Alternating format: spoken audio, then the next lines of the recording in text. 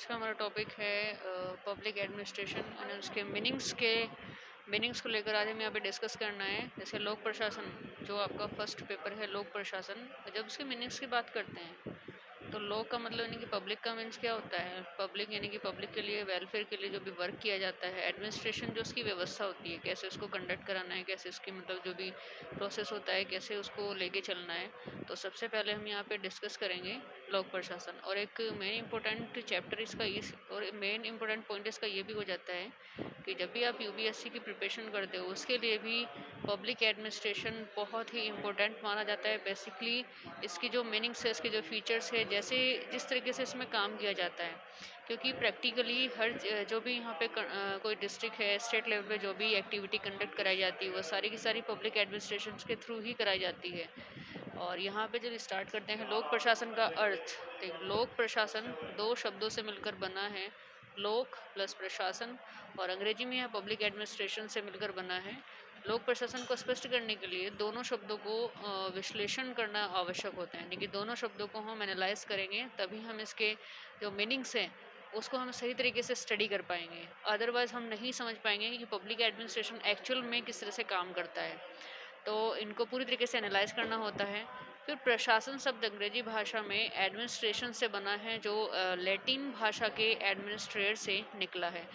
मैं अगर आपको बताऊं कि लैटिन भाषा क्या होती है, यानी कि लैटिन लैंग्वेज, देखिए जो भी पोर्चुगल होती है, जो फ्रेंच, डच या स्पेनिश, ये जितनी भी लैंग्वेज बोली जाती है ये सब लैटिन लैंग्वेज का ही ग्रुप कही जाती है। जैसे हमारे इंडिया में जो संस्कृत है वो मदर ऑफ लैंग्वेज बोली जाती है, इसी तरीके से जो यूरोपियन कंट्री है उनको उनकी मदर ऑफ लैंग्वेज है लैटिन, यानी कि जो भी जिस एरिया में सब बहुत मिक्सर लैंग्वेज बोली जाती है।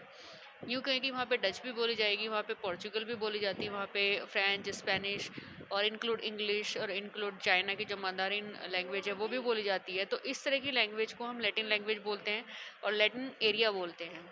तो यहाँ दो शब्दों से एड प्लस मिनिस्ट्रेयर का संयोग, यानी कि इन दोनों शब्दों को मिलाकर के यहाँ पे एक पब्लिक एडमिनिस्ट्रेशन जो वर्ड निकलता है, यहाँ दो शब्दों से एड प्लस मिनिस्ट्रेयर का जिसका अर्थ है व्यवस्था करना या व्यक्तियों की देखभाल करना। यानी कि एक तो पब्लिक होता है, पब्लिक यानी कि जनता के लिए। एडमिनिस्ट्रेशन का मतलब होता है व्यवस्था करना, कैसे व्यक्तियों की वे देखभाल कर सकते हैं, कैसे वो जरूरी जरूरी जो उनकी नीड्स होती है, जो आवश्यक जो चीज़ें होती है वो उनको वहाँ पे प्रोवाइड करा सकते हैं स्टेट में। ये सारी की सारी चीज़ें वो मैनेज करके चलते हैं, तो यही हम पब्लिक एडमिनिस्ट्रेशन इनको बोलते हैं। अब यहाँ पे नेक्स्ट बात करते हैं हम मीनिंग ऑफ पब्लिक एडमिनिस्ट्रेशन। थोड़ा यहाँ से इंग्लिश में जो बच्चे समझना चाहते हैं वो इंग्लिश में यहाँ से इसको पढ़ सकते हैं।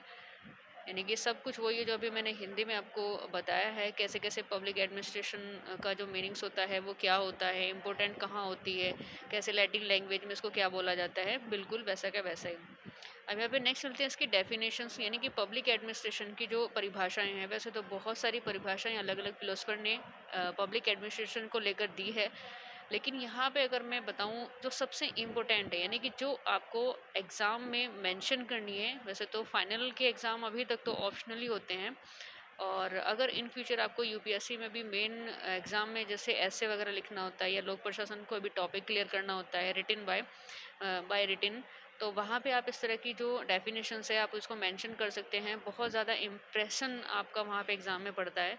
तो सबसे ज़्यादा अगर मैं बताऊँ, यहाँ पे दो सबसे इम्पोर्टेंट फिलोसफर माने जाते हैं जिनकी डेफिनेशन सबसे इम्पोर्टेंट मानी जाती है। जैसे सबसे पहले लूथर गुलिक के अनुसार, तो लूथर गुलिक ने यहाँ पे प्रशासन का संबंध उन वस्तुओं को के करवाने से है जिनके द्वारा पूर्व निर्धारित लक्ष्यों की प्राप्ति की जा सके। यानी कि लूथर गुलिक यहाँ पे ये एक्सप्लेन करता है कि जो एडमिनिस्ट्रेशन है, जो प्रशासन है, जो मैनेजमेंट का काम संभालता है, व्यवस्था करने का काम संभालता है, वो उन वस्तुओं पर टारगेट करता है, वो उन वस्तुओं पर फोकस करता है जो पहले से ही निर्धारित होते हैं। यानी कि हमें किसी भी चीज़ को वहाँ पे अचीव करना है, किसी भी लक्ष्य को प्राप्त करना है, कहीं जाना है, किसी भी लक्ष्य तक पहुँचना है, तो उसके लिए हम पहले से प्लानिंग हमें करनी होती है। तो यानी कि उनके लक्ष्यों की वो प्राप्ति की जा सके, इसलिए हमें पहले से पूरे का पूरा जो प्रोसेस है वो लेकर के चलना होता है। तो यहाँ पे पूरी तरीके से लूथर गुलिक ने अपने डेफिनेशंस में ये एक्सप्लेन कर दिया है, ये कन्फेस कर दिया है कि प्रशासन का संबंध उन वस्तुओं से हमें रखना होता है जिनके द्वारा, यानी कि जिन वस्तुओं के द्वारा, जिन नीड्स के द्वारा या जिन व्यवस्थाओं के द्वारा निर्धारित लक्ष्यों की प्राप्ति की जा सके। अब यानी कि जो भी वहाँ पे टारगेट रखे गए हैं उनको हम अचीव करें, तो ऐसे ऐसी वस्तु पे हमें फोकस करना होता है। अब नेक्स्ट है विलोबी के अनुसार, एक विलोबी है, उन्होंने बताया कि एक उद्देश्य की पूर्ति हेतु मानव एवं तत्वों के प्रयोग तथा संगठन का नाम है प्रशासन है। यानी कि एक उद्देश्य, एक ऐसा टारगेट जिसको पूरा करने के लिए मानव यानी कि जो पूरा ह्यूमन जो संगठन है, जो लोगों का समूह है वो, और तत्वों के प्रयोग से जो भी इसके एलिमेंट्स है जिसके आधार पर वो प्रयोग किए जाते हैं, तथा संगठन का नाम है प्रशासन। यानी कि जो भी मतलब एक थोड़े से एग्जाम्पल, छोटे से एग्जाम्पल से मैं बताऊं, कोई भी ऑर्गेनाइजेशन आपको बनाना है, उसमें जितनी भी एक्टिविटी आपको करनी होगी, जितनी भी आपको वहाँ पे उस जो लक्ष्य है उनको प्राप्त करना होगा, इसके लिए आपको क्या करना होगा, एक संगठन बनाना होगा, लोगों की आपको ज़रूरत पड़ेगी। मान लिया आपको पॉपुलेशन के बारे में कोई एक तरीके से पैराग्राफ या कोई डाटा तैयार करना है, एनालाइज करना है, तो उस एनालिसिस के लिए आपको क्या करना होगा, वहाँ पे संगठन बनाना होगा। चलो संगठन ही नहीं, एक छोटा सा ग्रुप बनाना होगा, समूह बनाना होगा, जिसमें आपको लोगों की ज़रूरत पड़ेगी। तो ऐसी चीज़ों के लिए, तो ऐसी चीज़ों के लिए ही विलोबी ने कहा है कि संगठन का नाम ही प्रशासन है। वो आप उसी प्रशासन को कह सकते हैं। प्रशासन किसी पर्टिकुलर पर्सन द्वारा नहीं किया जाता, यानी कि कोई भी एक व्यक्ति वहाँ पे काम करे उसे प्रशासन हम नहीं बोलेंगे। जहाँ ग्रुप में लोग काम करते हैं, अलग अलग डिपार्टमेंट के मेन टारगेट को अचीव करने के लिए काम करते हैं, उसे ही हम प्रशासन बोलते हैं। अब नेक्स्ट यहाँ पे इसका मैंने इंग्लिश सब टाइटल में यहाँ पे दे दिया है इसको, वो जो इंग्लिश मीडियम से बिलोंग करते हैं बच्चे, वो उनके लिए थोड़ा सा यहाँ पे बेनिफिट हो जाता है कि अकॉर्डिंग टू लुथर गुलेक, अगर वो हिंदी में थोड़ा सा मतलब कन्फ्यूजन हो रहे हैं तो वहाँ पे इंग्लिश में इसको देख सकते हैं। नेक्स्ट बात करते हैं हम यहाँ पे main feature of public administration, यानी कि उसकी जो मेन फीचर, जो मुख्य विशेषताएं हैं एक पब्लिक एडमिनिस्ट्रेशन की, वो क्या है। जैसे सबसे पहले यहाँ पे अगर मैं बात करूँ, सामूहिक सहचार यानी कि कलेक्टिव एसोसिएटिव। देखिए पब्लिक एडमिनिस्ट्रेशन एक ऐसा सब्जेक्ट से ऐसा टॉपिक है जो बिना समूह के, बिना ग्रुप के, बिना ऑर्गेनाइजेशंस के आप उसे कंप्लीट नहीं कर सकते, ना ही आप प्रशासन को वहाँ पे चला सकते हो। और छोटे से एग्जांपल से मैं बताऊँ, एक डिस्ट्रिक्ट में डीएम को वहाँ पे एक तरीके से रखा जाता है, डीएम पूरी व्यवस्था करना होता है। मतलब जितने भी छोटे बड़े अधिकारी हैं, इनका काम क्या होता है, पूरी तरीके से व्यवस्था बनाए रखना, शांति बनाए रखना। तो इसके लिए उन्हें बहुत एक संगठन की आवश्यकता होती है। संगठन मीन्स वहाँ पे छोटे बड़े उन्हें और अधिकारी चाहिए होते हैं जो इस काम को, जो इस टारगेट को पूरा करने में उनकी हेल्प करते हैं। तो सामूहिक यानी कि समूह में जो लोग काम करते हैं वही प्रशासन की मेन उसका फीचर्स बोला जाता है, मेन उनकी विशेषता बोली जाती है। बिना समूह के आप कोई भी काम वहाँ पे नहीं कर सकते हैं। तो जो भी मतलब अगर आईएएस ऑफिसर हैं, आईपीएस ऑफिसर हैं, तो वो अकेले अकेले खुद से मैनेज नहीं कर पाते हैं कि वो अकेले मतलब उनके पास अथॉरिटी है उस चीज़ के लिए, पावर है उस चीज़ के लिए, और वो अकेले कंडक्ट करा गए नहीं करा पाएंगे, उनके लिए ग्रुप की ज़रूरत पड़ती है।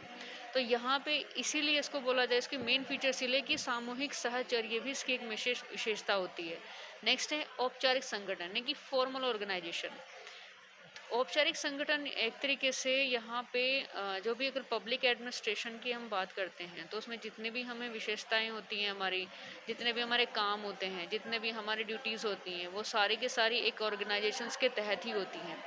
एक ऐसा औपचारिक, देखो एक तो होता है फॉर्मल ऑर्गेनाइजेशन का मतलब किसी भी टारगेट को फोकस करके उस पर काम करना, उस काम के कंप्लीट होते ही वो जो संगठन है वो अपने आप ही वहाँ से बंद हो जाता है, फिनिश हो जाता है या फिनिश कर दिया जाता है। फिर नेक्स्ट कोई टारगेट रखते हैं। जैसे फॉर एग्जांपल मैं बताऊँ, अगर मतलब किसी स्वच्छता का कोई टारगेट है और वहाँ पे प्रशासन स्वच्छता के लिए कोई बहुत सारी ऐसी चीज़ें बनाता है, एक्टिविटी करता है, पॉलिसी तैयार करता है, उसके लिए संगठन बनाता है। वो संगठन तब तक रहता है जब तक कि वो टारगेट अचीव नहीं किया जाता। जब वो टारगेट पूरा हो जाता है, वो लक्ष्य पूरा हो जाता है, तो उसके बाद क्या होता है, वो जो संगठन है वो वहीं पे क्लोज हो जाता है। फिर नए टारगेट आते हैं, फिर नए संगठन बनते हैं, नए एम्प्लॉयज़ आते हैं। तो इसी तरीके से वो औपचारिक संगठन कहलाएंगे। इसे फॉर्मल, जहाँ पे सिर्फ फॉर्मल ऑर्गेनाइजेशन वहाँ पे स्थापित किए जाते हैं, स्टेब्लिश किए जाते हैं। नेक्स्ट है इसमें समन्वय।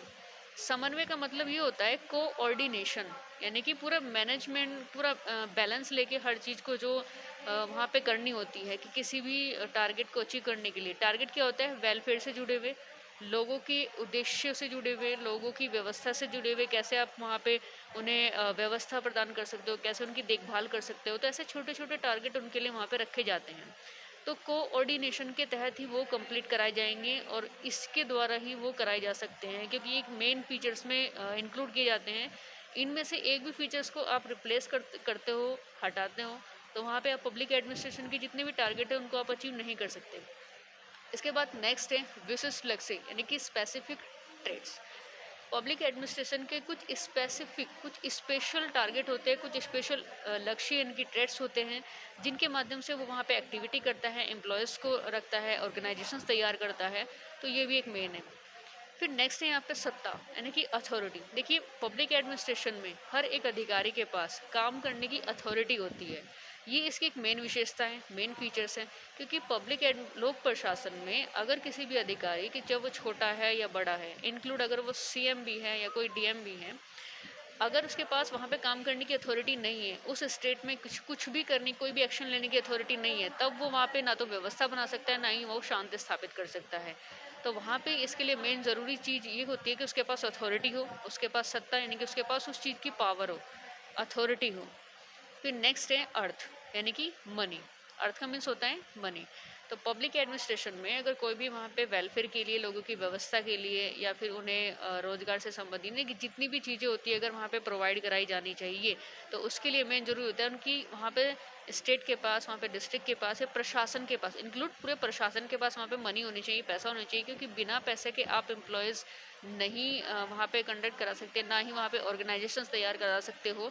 तो ये एक मेन रीज़न हो जाता है कि अगर आपके स्टेट में आपके प्रशासन के पास पैसे की कमी है, तो वहाँ पे आप संगठन नहीं बना सकते और आप जितने भी आपके टारगेट होते हैं वो आप अचीव करने में बहुत सारी आपको वहाँ पे प्रॉब्लम रखनी होती है। क्योंकि एक छोटे से छोटे लक्ष्य को भी अचीव करने के लिए आपको लोगों की ज़रूरत होती है, और लोगों से काम कराने के लिए आपको उन्हें पेमेंट देना होता है। तो इस पेमेंट इसलिए यहाँ पे ये भी इम्पोर्टेंट हो जाता है कि एक स्टेट के लिए, प्रशासन में काम करने के लिए और हर एक एक्टिविटी के लिए आपके पास पैसा होना चाहिए, मनी होनी चाहिए। तो यहाँ पे ये सारे के सारे जो टॉपिक थे वो पब्लिक एडमिनिस्ट्रेशन से रिलेटेड थे, यानी कि बेसिक नॉलेज जो आपके लिए इम्पोर्टेंट होती है, जानना जरूरी होता है कि स्टार्टिंग में आपको ये जानना जरूरी होता है कि पब्लिक एडमिनिस्ट्रेशन होता क्या है, उसके मेन फीचर क्या है, कैसे मतलब किन किन आधार पर ये काम करता है, कैसे काम करता है, वो हम आने वाले हर एक लेक्चर में इसको स्टेप बाय स्टेप वो क्लियर करेंगे।